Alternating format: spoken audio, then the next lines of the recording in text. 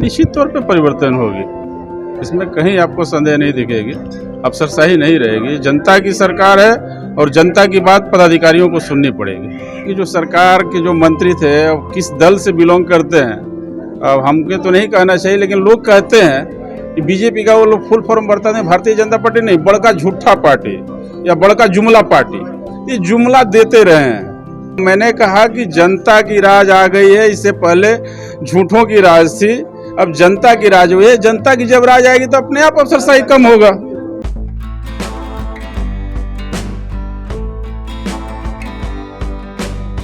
निश्चित तौर पर हम देख रहे हैं बस स्टैंड और कई मेरे सासाराम में उस तरह के कई मार्केट है, रोहतास जिले में भी अन्य जगहों पे भी होंगे, तो कुछ राशि आ रही है, लेकिन उसको और हम बढ़ाएं कैसे, इस पे विचार कर रहे हैं हम लोग। और निश्चित तौर पे आपकी आंतरिक संसाधन जब बढ़ेगी जिला परिषद की, तो जिला परिषद अध्यक्षों की अपनी जो रुतबा है निश्चित तौर पे अपने आप ऊपर उठेगा।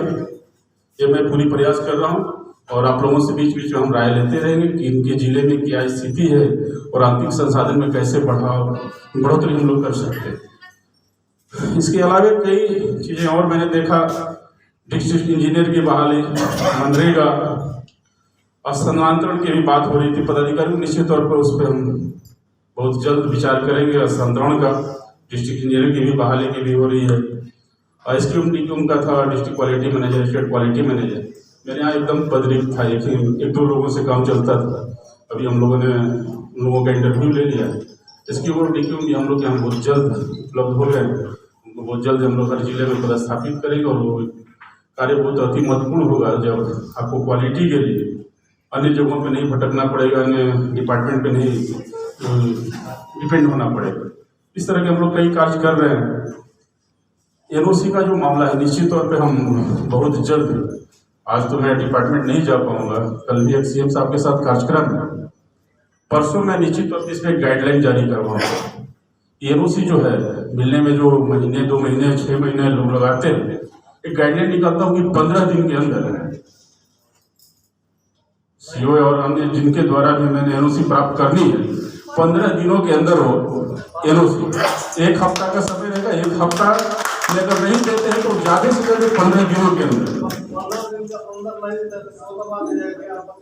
हाँ 1 हफ्ते के अंदर दें। अगर नहीं होती है तो 15 दिनों तक इंतजार की जाएगी। 15वां दिन के बाद 16वां दिन स्वतः उससे मान लिया जाएगा कि वो अनापत्ति प्रमाण पत्र हमें मिल गया।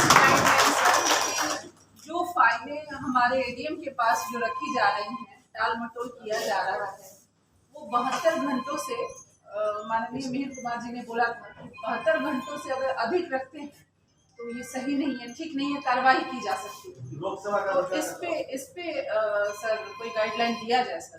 तो मैं दिखवाऊंगा और जो भी समस्या आप लोगों ने डिटेल में भी दिया है, क्योंकि सारी चीजों को ये हम लोग अपने स्तर से रिव्यू कर लेते हैं।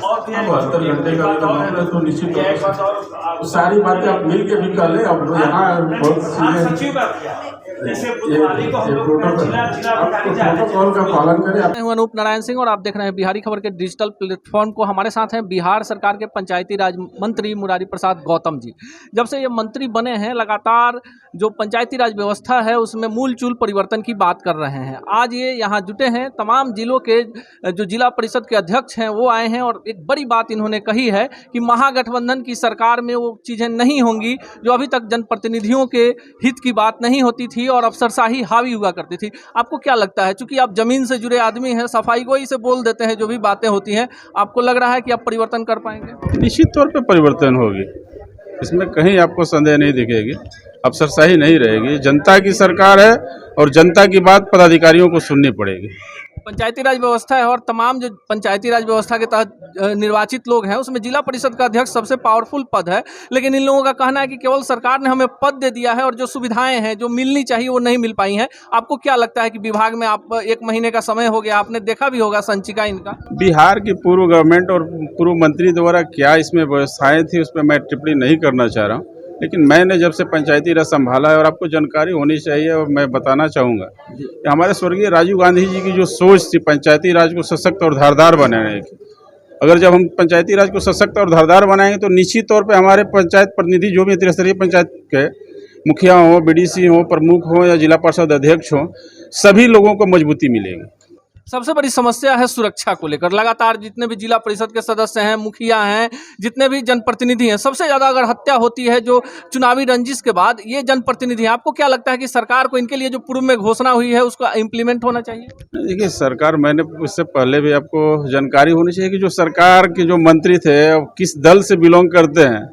अब हमको तो नहीं कहना चाहिए, लेकिन लोग कहते हैं कि बीजेपी का वो लोग फुल फॉर्म बताते हैं भारतीय जनता पार्टी नहीं, बड़का झूठा पार्टी या बड़का जुमला पार्टी। ये जुमला देते रहे हैं।